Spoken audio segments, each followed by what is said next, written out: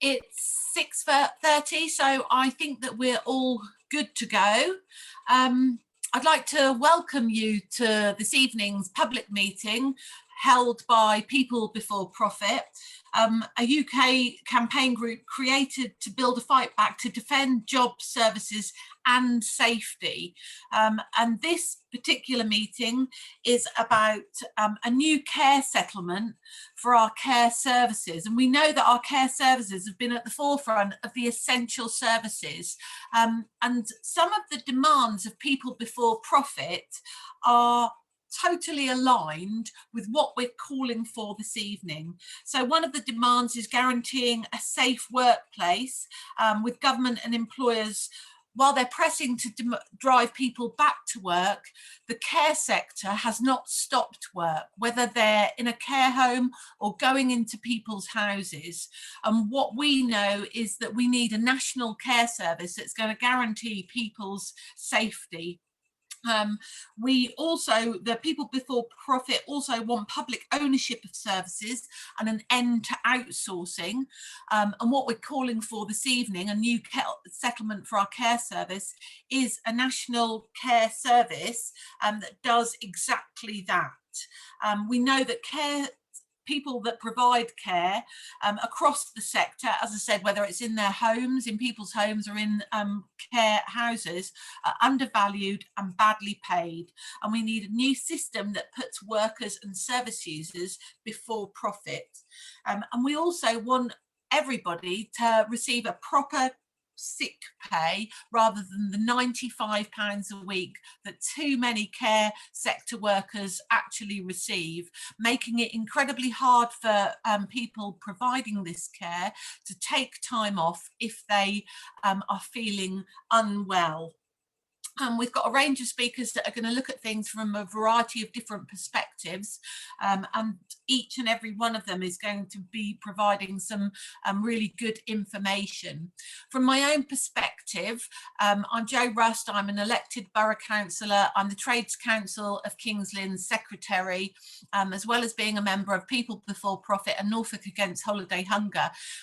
When I worked for a trade union, I saw all too often how it was for people providing care in the service. And previous to that, I was a lay activist with Unison, and I was incredibly proud to be able to see the work that some of our lay reps did in the care sector to try to improve things for those workers delivering that important and vital service. One of the things that we saw too often was something called call cramming, where people providing care in individuals' homes weren't actually being paid a national minimum wage because their time between travel wasn't paid for, and in order to be able to make up an hourly rate, they were expected to cut down the amount of time they spent providing care in people's homes, hence call cramming. Unison took this further. It was presented at our national conference, and it was made illegal to do that type of action, and people had to be paid the time that they spent in travel so that they didn't have to cut down on the time they spent in providing care in people's homes. We know that poor practice like that, unfortunately, still continues, and this is why we need trade union organisation in the care sector. In particular, it's difficult to organise with care providers that are going from providing that service in people's homes. It takes a lot of effort to organise on that basis because people providing the service don't have one place of work. It's hard enough to organise when people are working in the care sector, going into one place of work. But this is something that the trade unions need to organise around, and I know that they have been working hard over it. Organisations like People Before Profit can make a huge difference. So we're going to start our speakers this evening with Polly Smith. Polly speaking on a personal basis. She's a Unison NEC member and a Home Care Forum chair, and she'll be giving us the benefit of her experience each speaker will have about 5 minutes each, and we'll have time for questions at the end. So Polly, thank you very much. Welcome to our meeting this evening.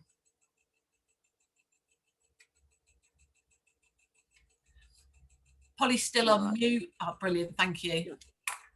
Hello, yes, as Jo said, I'm Polly Smith. I'm a member of several national Unison committees, including an NEC and chair of the Home Care Forum, and several other national committees, several other social services committees. But I'm here speaking in a personal capacity. But more importantly for this meeting, I am a home care worker for the last 30 years, working with people in their own homes or in a care home setting on a one-to-one basis. For that, I was a carer at a residential care home. Majority of people I work with have dementia. Unison has called for a national settlement for the care services, and it surprises me that we don't already have one. There's one for the NHS, but not for all care workers. Unison is aware that the whole of social care is underfunded rather, and has asked for more money.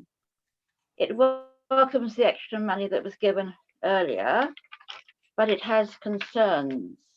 Unison's new General Secretary, Christine McNamara, has said that the funding will do nothing to tackle the structural problems, as the service is fragmented and is mostly owned by companies who only focus on maximizing their profits. She also says that the extra funding does not mean that the problem will be solved straight away, as there is a massive weakness at the heart of the service. Government must deliver a long-term plan for social care that puts social care on par with the NHS. Those are her words. Now these are mine. Of course, Unison cannot do anything by itself, as care workers are in many unions, and it may take some form of industrial action to achieve anything successfully. Now, this will be difficult for Unison to achieve, as the General Secretary has spoken out against industrial action and has laughed at unions who actually use it. Now, we needed united unions working together to improve care services. There's not the time for General Secretary to antagonize other unions. And recently, our great trade union secretary shared a platform with ex-Tory Health Minister Jeremy Hunt. So much for the government, making the government accountable.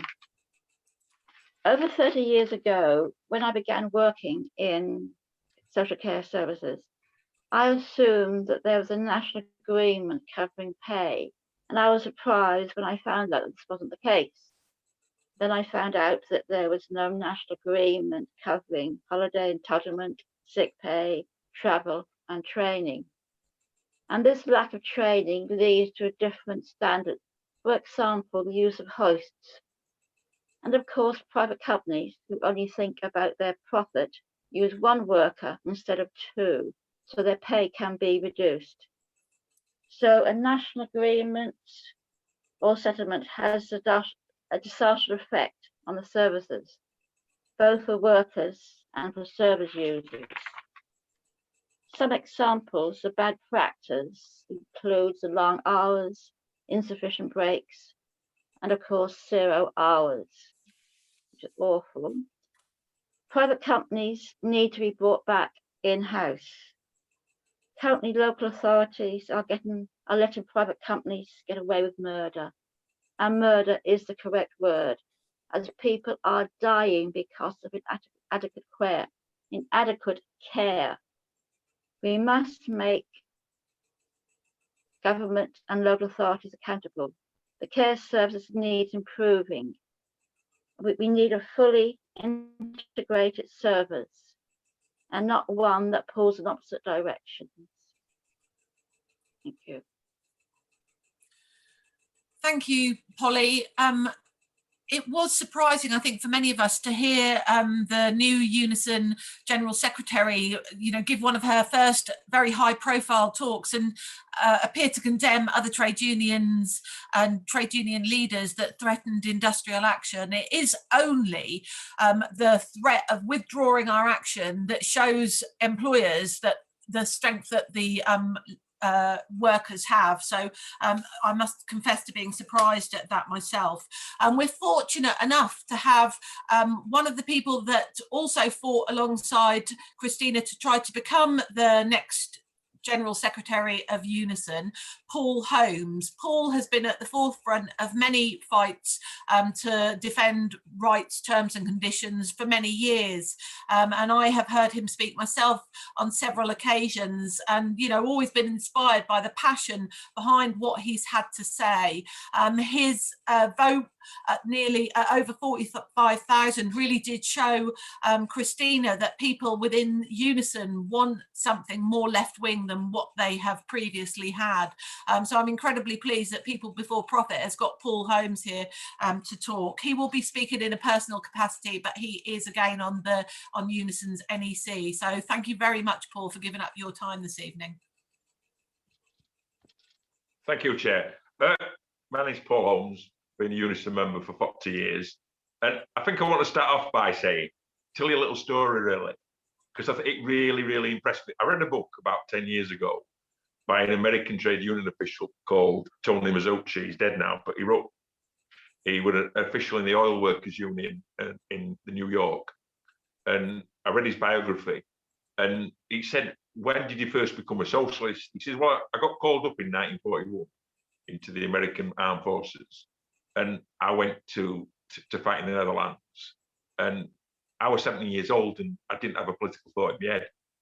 And we came to this river, and the bridge had been blown up on it. We needed to cross it with tanks and supplies and troops. And the general said, "What? I want a bridge building over this river within the next 24 hours that enables tanks and lorries to go over it." And I looked around thinking, God, how are we going to do that? And nobody were bothered. Nobody said, we haven't got the materials, we haven't got the staffing, we haven't got the money to build it. They just built it in 24 hours, and the tanks were rolling over it 24 hours later. And Tony Mazzucci said, I realized at that point, you can do anything that you want to do if you want to do it. And I think that completely changes your outlook on life. I think you realize then that society can set a set of priorities, and that's what we do. And that's what we've seen in it over the last 12 months. The government's set a priority of giving as much money out as they could to the private sector on testing and tracing, and it didn't work. And a lot of people made a lot of money. The government gave the vaccination program to the NHS, which didn't start particularly well because they couldn't get the supplies and the production. But once the NHS got hold of the supplies, it's been a success. And people have seen what's been a success and what's not a success. And I think that's really important.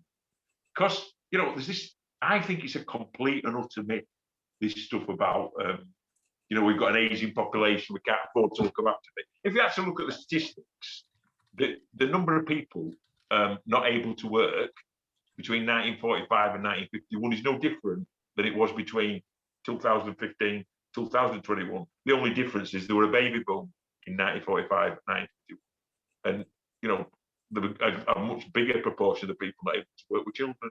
But the number of people who could work, the proportion of the population who could work, were capable of working, is exactly the same as it was then. It's what you want to do. And I remember being in our union office about 5 years ago, and this woman brought a book into the office. It was a Huddersfield Corporation yearbook for 1959. And Huddersfield Corporation was the largest local authority in Yorkshire that was never Labour. It was always Tory or Tory Lib until it were abolished in 1974. And I looked at this yearbook, and it had a page in it for every service that the council provided. And it would blow your mind now if you were 21 years old.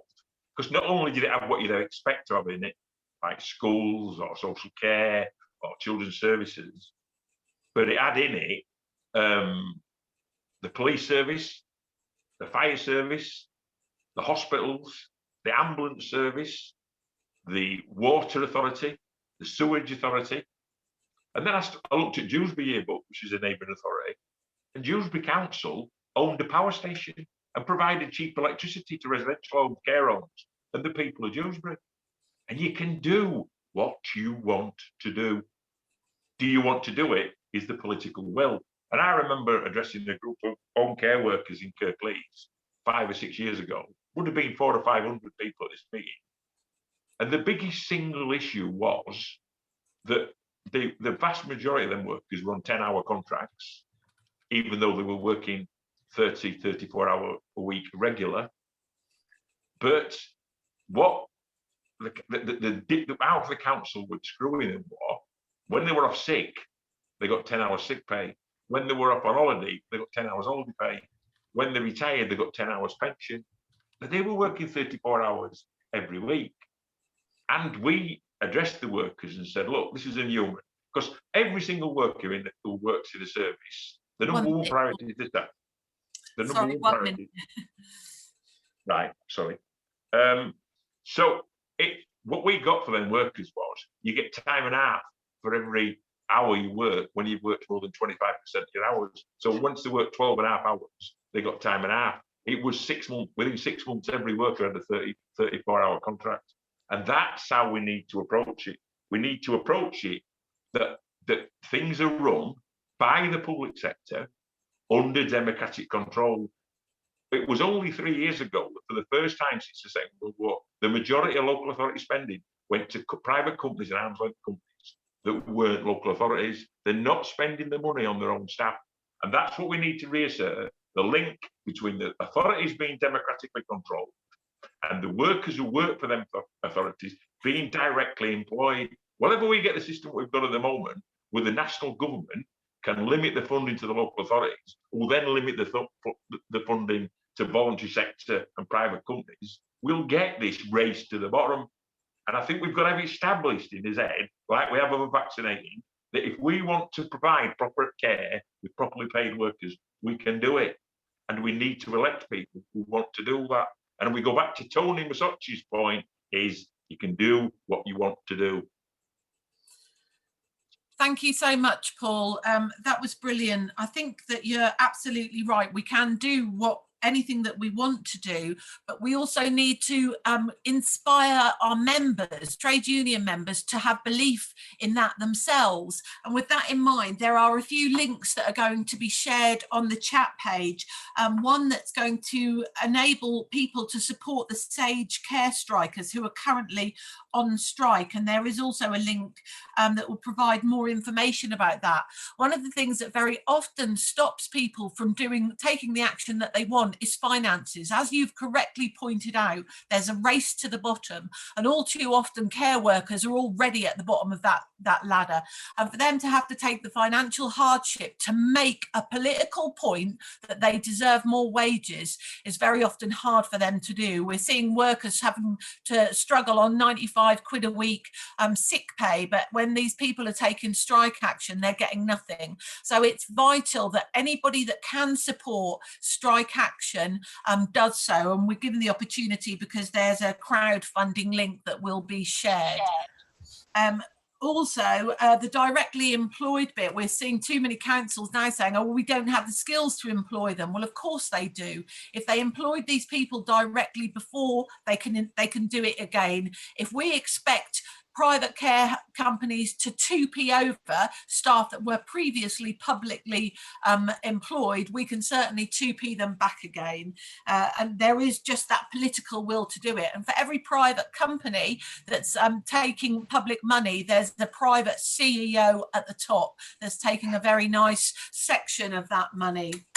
And we must seek to change that and to remind people how it used to be. People were on proper contracts, proper sick pay, and a proper decent rate of pay. So thank you very much, Paula. I hope that you can stay and listen to a few other of our speakers, many of whom will be Unison workers. I think that we're going to go to Chris next from the National Pensioners Convention. And then after Chris, I'm going to follow it in order. So it will be Deb, then Mark, John, and hopefully Julia will be here then. So Chris from the National Pensioners Convention, over to you.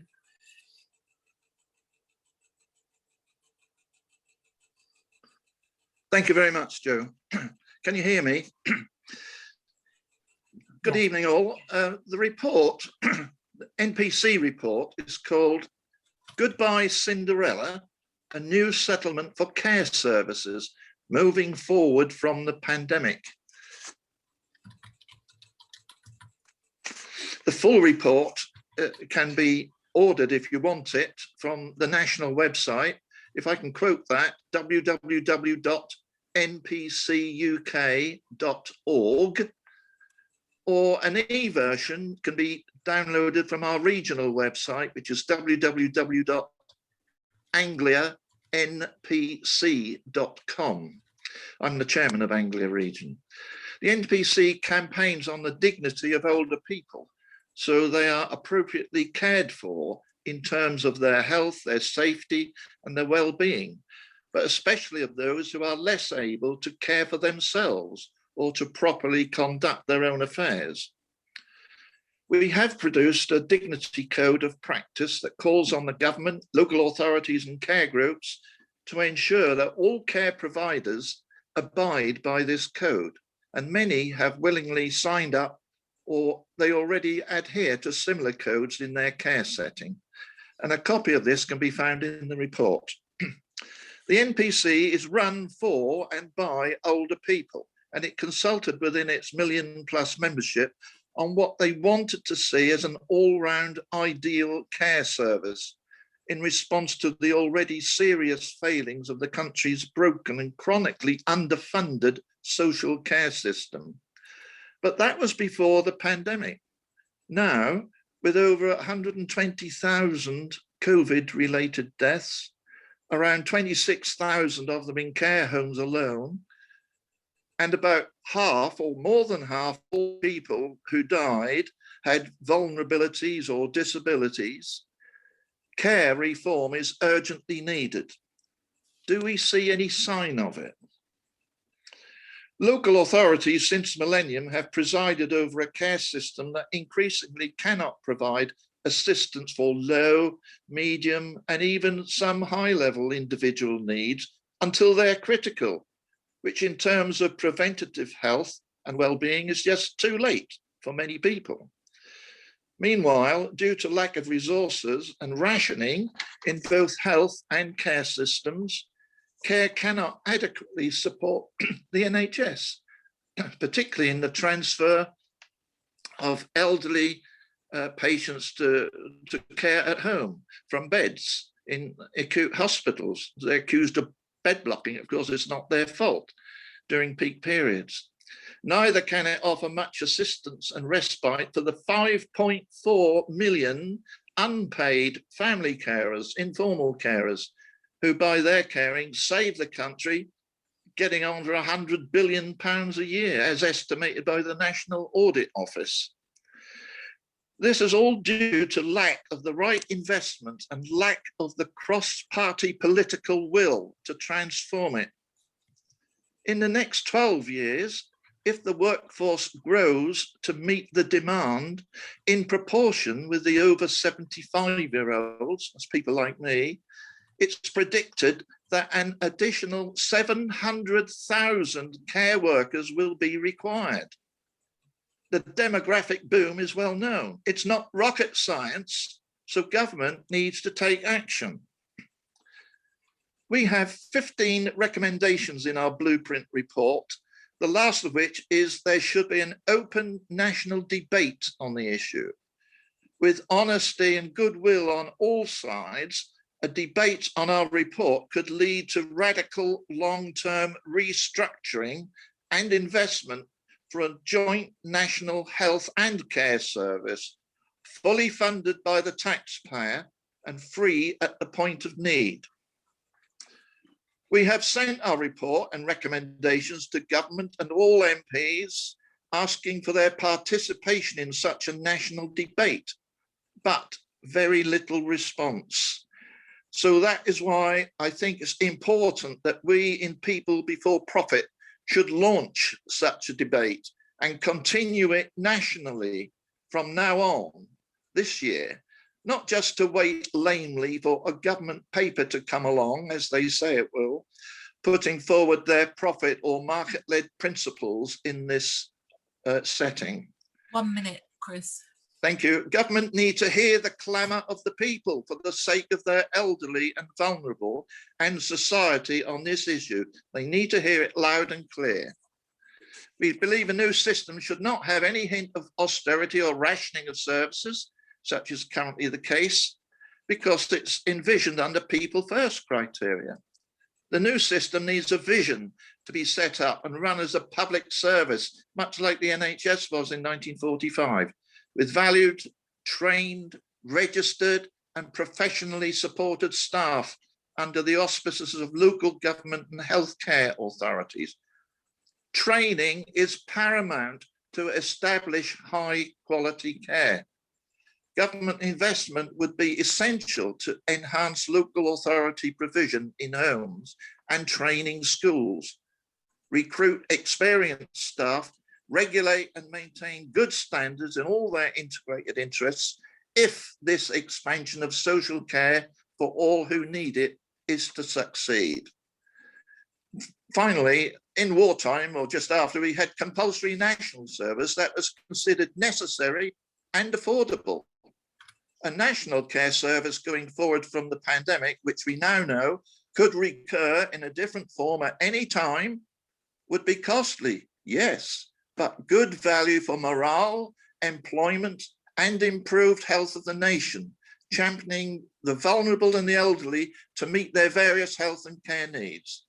It could answer the growing unemployment problem in the country and would provide a worthy settlement for this post-pandemic future and for all generations to come.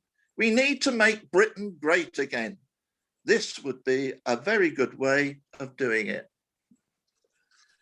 Thank you, Chris. Chris has put some of his links on the chat for the National Pensioners Convention leaflet. I think that we're all in agreement that the current care system is not and cannot adequately support the NHS. If we remember, our care services were one of the sectors that was first cut because it was the Cinderella service, and it was expected that very few people would notice and nobody would complain. But what soon happened was that cuts to the care service had a negative impact on the NHS, and elderly people started being referred to as bed blockers, a very derogatory term. I think the Conservatives expected people to accept that, but even some natural Conservative voters didn't like their own parents being referred to in this way. And we saw that local government stopped funding care beds, and it soon became a disaster. And it's one of the reasons why the NHS is in the state that it is now, because you cannot possibly make cuts to social care and then expect the NHS to pick up the slack, which was what it was doing. And we've had a slight change in the order of speakers. So we are going to have Deb, then Mark, then Julia, and then John. So I thank you for your patience in this, speakers. And Deb, I know that you've been swapped around a few times. So it's Deb next, and she's going to speak to us about her personal experiences in care. So thank you very much. My name's Deb. I'm a care worker. I work for residential care. I help elderly people. I've cared most of my life for people, elderly, my family, and most things. Last month I worked 127 hours by myself. I get up every day and I work 11 hours to help elderly people maintain their independence and their dignity, and I sit and I talk to them. I treat them like human beings. And and I get measly £9, no matter what I do, how many hours or what I do. And I got told by the people I work for, I should keep quiet, but that's just not me. I don't like something, I tell them. So my best interest is the elderly people that I look after, and that's my main cause to who they are, to maintain their independence and dignity. And a lot of people don't have time to care about care workers, because I think, we help quite a few people help the elderly maintain things, but don't give us the credit or, help us. We keep everybody going during this coronavirus. I've gone out and I've shot for people, and I never asked anything in return other than, because I care to make sure that they're okay. And that's all I do. I don't do it for any other reason to make sure that they're okay. But I have to maintain a living, and I have to feed a family too. And I just think it's all wrong that you should treat us the same as, other people who work in any other sector.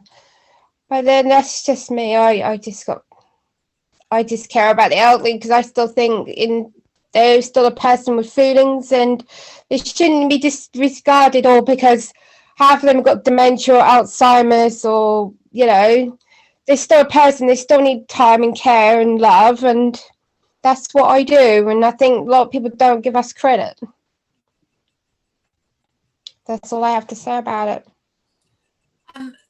Thank you, Deb. I think it's absolutely incredible that you were expected to work 127 hours alone by yourself, and at £9 an hour, when the care that you're giving elderly people in their own homes is what enables them to continue to live a relatively independent life. And I know that there will be many people out there that feel exactly the same as me and want to thank you for what you've done and what you continue to do. And I know Polly and others are still providing care, and without you we would be in even worse situation with regard to COVID. So there's a lot of work that needs to be done to ensure that you do get more than £9 an hour. I think it's outrageous that when you're working such rates above your normal working week, that you're not given a proper rate of overtime. This is something that Paul referred to in his talk, about the working to ensure that the workers got overtime, and this is absolutely what we should be aiming for. As you say, you have your own family to feed, and while you're providing this vital care, you must be barely scraping by on that amount of money, with rents and mortgages so high as well. It's incredible. Our next speaker is Mark Dunk, who's a DPAC activist and Unite London and Eastern Region Disabled Members Committee. Mark's going to speak to us about the disproportionate impact that COVID has had on people with disabilities, and the care that they have been receiving or not receiving, which is very often the case. So thank you very much, Mark. Hi, sorry. Just to be clear, that I wasn't aware that I was meant to be speaking about the impact of COVID on disabled people tonight. My mistake. I was meant to be speaking about the National Independent Living Support Service, was my understanding. Yeah, that's absolutely fine. My mistake, Mark.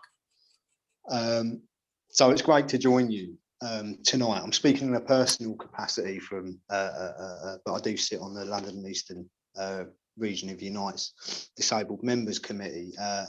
And it was as part of that committee, we put a motion to the last TUC Disabled Workers Conference that actually met in person back in 2019. And that was to support a demand that's emerged from the disabled people's movement for an issue that sits really adjacent to the question of a national care service. And this is the idea that we want to pursue a demand for a national independent living support service. And I'll just try and explain really some of the differences around this. this is about the idea of independent living, particularly for disabled people. So I think Paul's right when he talks about it's about what you want to do.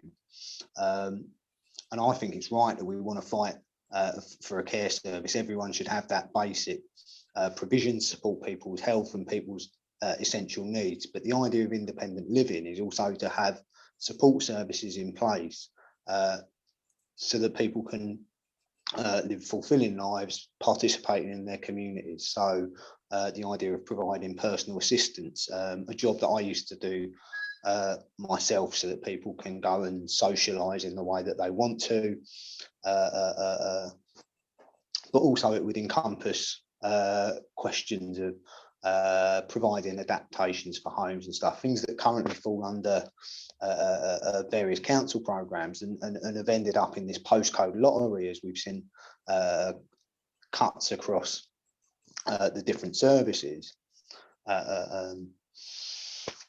We want to see all of this stuff brought into one national service that can provide all of these elements that people with impairments need to live a fulfilling life. And we want to do this to push back against a situation where really years of austerity have led increasingly to isolation and institutionalisation of disabled people once more on the rise, whether that is people being once more forced into inappropriate care settings out of no choice of their own, but because they aren't provided with the support they need to remain often in their own homes and able to participate in their communities, whether it's the case of cuts just leaving people with basic care being provided in their home, but without any level of support that enables them to go out into the communities, people being isolated in their own homes. We want a system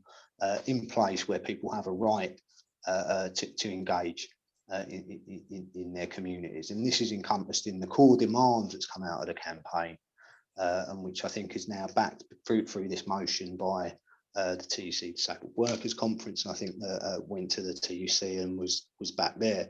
And the demand is for a new universal right to independent living, enshrined in law and delivered through a new national independent living service.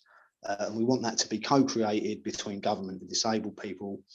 We want it to be funded through general taxation, and we want it to be managed by central government. We want to get rid of this idea that the level of independent living support you get depends on where in the country you live. And we want this to be led by disabled people and delivered in the local areas in co-production with disabled people. So that actually it's the people that need to access these services that talk about the best way for them to engage with that service so that it's provided in the most accessible way for people with a range of impairment. So this is something that we want to drive forward, really. We know there's going to be more cuts coming, really, and we need to resist any more attacks on our care services, but we also want to drive forward this message that we won't allow disabled people to be forced back into a situation of institutionalisation. It's been really interesting hearing about the situation for care workers. As someone who previously worked as a personal assistant, I very much identify with it. I think in terms of on the side of the workforce, I think there are very similar issues in terms of what faces people working as personal assistants and the situation for people working in social care, insecurity of hours, low pay. All of these things are contributed to the fact that I moved back into my other profession as a printer and can continue really in a job that I loved, providing personal assistance, working closely. I worked in workplaces to support disabled people with a variety of impairments to do their day-to-day jobs. And I think we want to see a national independent living support service so that we can have a professional, well supported, well looked after workforce that is there for people with impairments when they need them, free at the point of need, so that people can actually live fulfilling lives in our community. So thanks for inviting me to speak tonight. I'll post up a link to the Reclaiming Our Futures Alliance page where people can find out a bit more about the National Independent Living Support Service and hear from some disabled people talking in a series of brilliant videos about what we mean by it and what they want from it.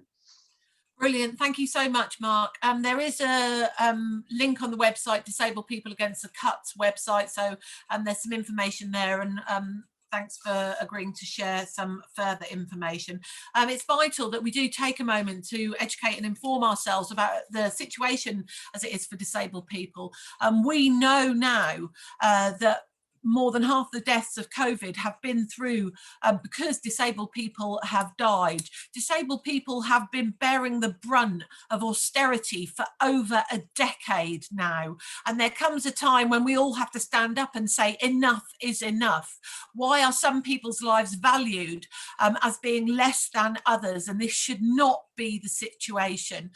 We have people that were previously able to contribute, to participate in their communities, in society, in the same way as most of us, despite the fact that they might have had a disability. But due to cuts, they are now, as Mark has said, isolated in their own homes. They are barely being able to exist, and this should not be the case for anyone. And there's absolutely no reason why, because a person is disabled, they shouldn't be participating in society in the same way. It's society which disables people, not the people themselves. And I'm sure that you'll agree that Mark's contribution was really useful and gives us something to think about. I'm really pleased that we have got Julia here talking to us, and Julia is a UVW Sage Care Home striker, and so we're going to get to hear from her, and it's a very new trade union, I believe, which I think is exciting in itself when we're faced with so many trade unions that have been going for a long while and perhaps haven't moved with the times. So I think it's incredibly exciting that you've taken this step to start a new trade union, and you know that we all support you. People Before Profit support you in your endeavours. So thank you, Julia, and over to you. Thanks to you. I mean, I was thinking it was another, because I have to talk in 15 minutes to another of Profit Before, but an MPhil for MPhil. So I was surprised when you contact me. Anyway, well, I will say that yes, we join United Worlds of the World. It's quite young union. I think it's about I don't know, 8 years. I don't know how many really. I probably be wrong, but I know that it's quite new union. It is doing quite a lot. I think there are few things that they have gone through with success. So, but anyway, I'm going to talk about the problematic that I think you are talking there about care and about the system we have got. And I have been care for 7 years now. First, I was living care for a let's say not straight away, no, it was one company, of course, private company, like always. And well, the lady I was with was very lucky, not because the money they give me, but because the lady I was looking after was really like my mother. I have to say that our relationship, because the people who have needs, they can get very close. So it was very good. But talking about the system, I think everything, the governments, they have just decided to privatize everything. Everything is private. And now, at the moment, I work at Sage for 2 years now, and this is a private care home, a private nursing home. Is in the north of London. Is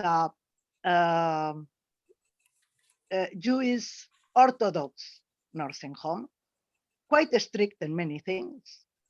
And well, we have make the decision of fighting for better conditions, because the management there is making a lot of difference between ones and another ones. It have make herself surrounded by few people that are with her, let's say, and the rest is like, you do whatever, you know, we don't care. Kera, this job is a job very human.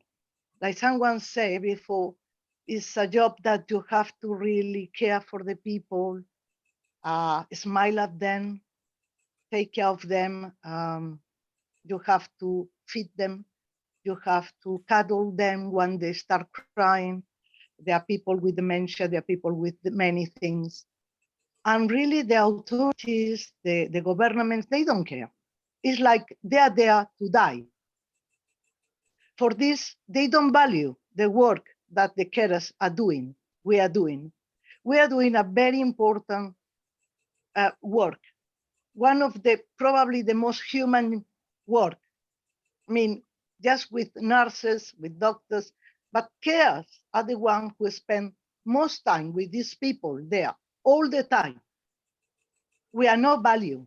We are not value at all. Society doesn't value the important works. I mean, the work like carers that is human, that you need to have really, you have to be there for. You have to be very human. You cannot just, there are some, probably some carers that they treat residents like potatoes, but in general, most of us, we treat it with kindness, with compassion, with everything. But because this is just business, they don't value us. Someone said that they have £9 an hour. In London, my pay is £9.10. And the other day, talking with the people in Sage, to who we explain what we want and what our where. 1 minute. Okay, I just tell them, they say that you receive or you get that you are paying for. So how much care they think we have to give for £9? I mean, we have to pay our rent, we have to pay everything, we have to live with dignity. And I just wanted, it's something called the human rights. And one of the human rights said that everyone have the right of education and health. Where's the human rights of the health? I mean, how can people have to go to private places, pay a lot of money, and if not, they have a very poor assistance?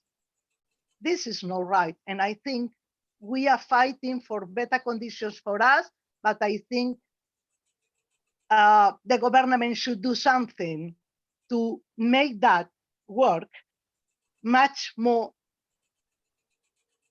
dignified, much more value, so we can look after our residents, our elder people, the people we have to care for, really with happiness and being, thinking that we are doing something that we are value. People value what we are doing, but at the moment we are not. Sorry. No, thank you very, very much. You're absolutely right. And it is one of the reasons why we're calling for a new settlement for care workers, because of the fact that you are undervalued and badly paid. And we need a new system that puts care workers and their service users at the heart of everything we do. And you're paid a minimum wage, and yet you're expected to give a maximum effort. And you only have to stop and consider any work that a woman does in the house for free is generally paid minimum wage. Yeah. Just consider it, look at it, Mm. cleaning, childcare, care of the elderly, Anything. all jobs that a woman is expected to do in the home for free. I think that tells you Yeah. how far we've come with equality, and sadly Yeah. it's not very far. Our final speaker is John Russell, a Unison member and a care worker, and again he'll be speaking in a personal capacity. Also, we've just put the link for the Sage Care Workers on strike back in the chat, so please do contribute if you're able to. So over to you, John. Thank you. Oh yeah, cheers for having me. Yeah, my name's John. I'm a care worker in adult residential care sector. I'm a Unison member and I'm an activist with Socialist Appeal as well. I work in Norwich, doing night shifts in adult residential care for adults with complex mental health needs. So I've been working on the front line throughout the pandemic. And yeah, this last year of coronavirus crisis has really shown without any doubt the failures of the previous decades of cuts and privatizations. I mean, I want to echo what Deb and Julia have said. We're on minimum wage. We're on as low staffing levels as is legally possible. 2 of us on shift most nights with 30 residents. And most care homes are now private businesses. So by their nature, they're run for profit. They're cutting costs at every corner. Small businesses make up most of the market for adult residential care. And yeah, this privatization's proved to be a total minefield in the coronavirus crisis, especially. It's really brought that into sharp focus. There's a sort of uncharted swamp of private contracts and suppliers for PPE. There's agency staff that cover a lot of shifts in care homes due to work conditions being so bad that staff retention was low anyway. And obviously now it's even worse because there's high levels of staff absence due to COVID. So this means agency workers going from care home to care home, shift after shift. There's just been a general complete lack of ability to coordinate any kind of national response to the crisis because of this totally fragile spider web of business interests that make up what should obviously be an essential public service. Each individual business scrambling to buy this diminishing stock of PPE from private suppliers. In my own workplace, I'm pretty sure that they were buying it off Amazon for a while because they couldn't get any through any official channels. And yeah, we saw these shocking findings that billions of pounds were spent in PPE contracts to private companies with interests that were linked to Tory MPs. More than £10 billion worth of contracts was awarded without any sort of competition during this period. And yeah, the system really allowed suppliers with links to politicians and senior officials to win these contracts. So yeah, this call for a national care service is absolutely vital. Working in tandem with a fully funded NHS, of course, the time is more than ripe for it. It was ripe before coronavirus, so now it's overripe. It's starting to get rotten, and it's not just for residential care, but as Mark said, a full system to provide care and support for people in their own homes and out in the community too. And this needs to go even further, actually, nationalize the pharmaceutical industry, nationalize the production of PPE, all of these other essential products that are connected to this sector, connected to the NHS as well. Because at the minute, what we've got is this hodgepodge of different providers, partial funding pots, substandard conditions, basically, and it's completely inefficient too. What we could have instead would be a high quality, consistent and free service for all.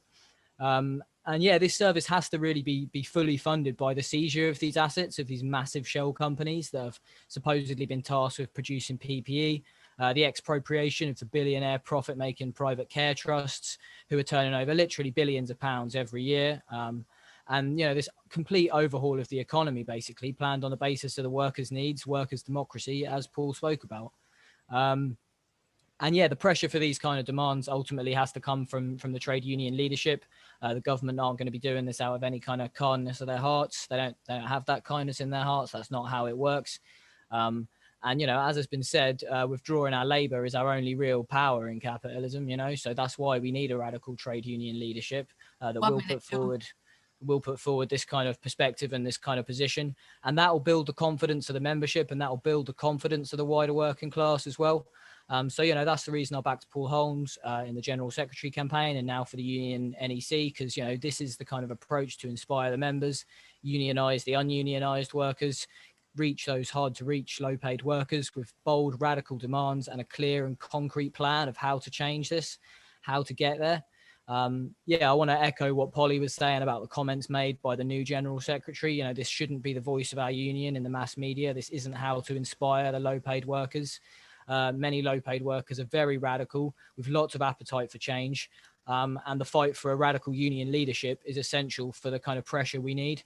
So yeah, if you like what I'm saying, then definitely, you know, get in touch with Unison, get in touch with Socialist Appeal. I'll drop a link below about, yeah, the sort of Unison General Secretary campaign and the Unison fight for the left. Yeah, cheers for having me here. Thank you very much, John. I'm sure many were inspired by that. You're absolutely right. The time has come for a national care service, as others have been saying as well.